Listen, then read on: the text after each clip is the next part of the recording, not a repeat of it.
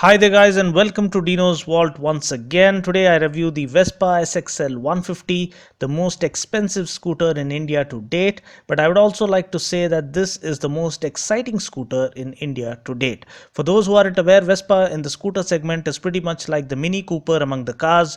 It is fashionable, it is iconic, and at the same time it's also a scotcher of a performer. Well, that's what we expect when we see anything running on wheels that is born out of Italy. The Italian word Vespa means a wasp in English, which is a venomous insect. Now, Vespa's origin story dates way back to 1946 when Piaggio introduced it into the market. Having been around for so many decades, Vespa first set foot in India through Bajaj in the 1960s and then chose to partner with LML later on. With the scooter market being hit by a drought caused by fuel efficient 4-stroke commuters, Vespa too kind of went into a hiatus. Now, fast forwarding to the year 2012, where the scooters had already made a strong comeback and were avenging the 4-stroke commuters by rocking the sales charts, Piaggio knew that this was the right time to reincarnate and resurrect India's most loved scooter brand back to life. This time, however, the approach was to bring the brand back in its purest form and create a premium segment in and of itself while carrying a steeper price tag. Now, if you look around, the Vespa runs a complete monopoly in the premium segment among the scooters. There is no competition whatsoever, and personally, after riding the S125 and other models, I feel if you're a die-hard biker who is thinking of transitioning from motorcycling to riding a scooter, the only thing that can offer you just as much as fun or excitement is a Vespa.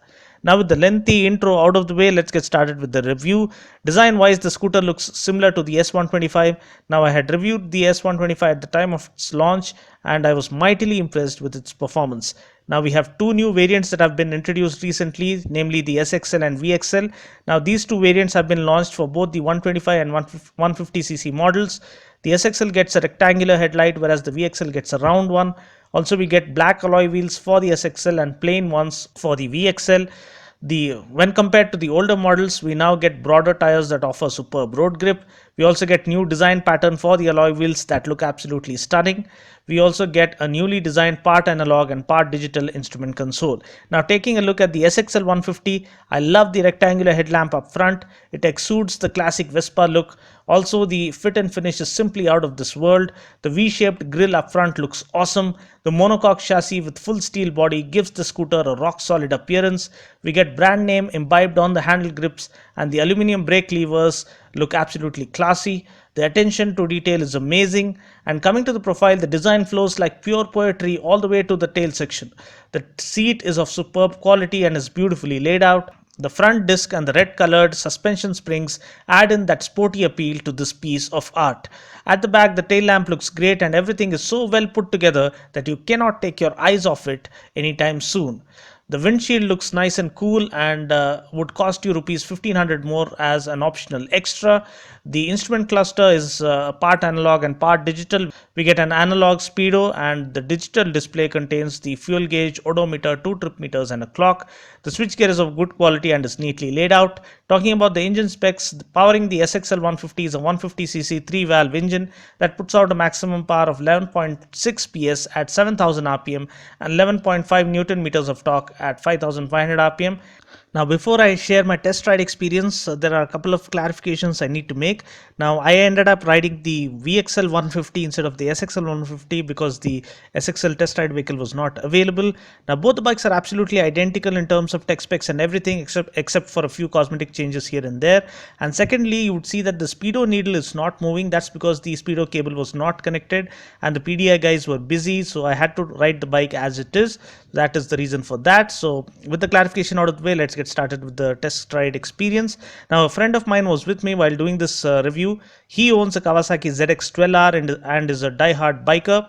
He just casually ended up taking a test ride of this scooter, but he returned with a nice and wide smile on his face. He was completely taken aback by the kind of performance the scooter had on offer. Now, let me tell you again that if you are a biker who is having to transition to a scooter, this is the only scooter that offers just as much fun as a proper motorcycle does.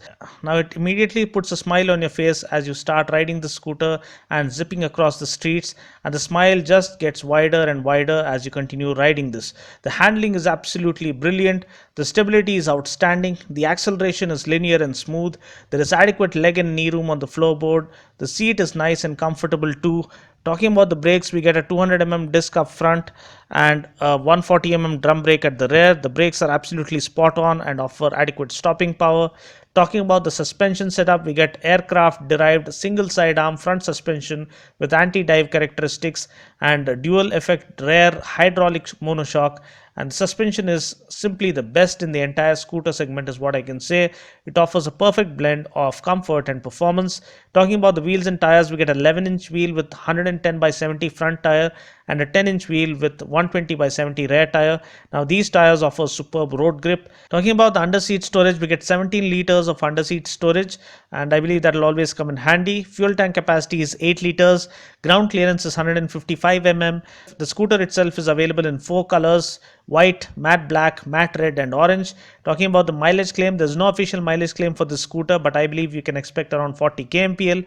Now talking about the price, the SXL 150 costs a whooping 90,000 rupees ex showroom here in Hyderabad, and you need to pay rupees 2,000 more if you choose to go with the matte red variant, but you do get your money's worth in terms of top-notch build quality, stunning looks, outstanding performance, and more importantly the satisfaction of owning a Vespa and making your every ride a fashion statement. Well, that's about it for now. I just hope you found this video useful. Until next time, this is Dino saying ciao, take care, God bless and ride safe.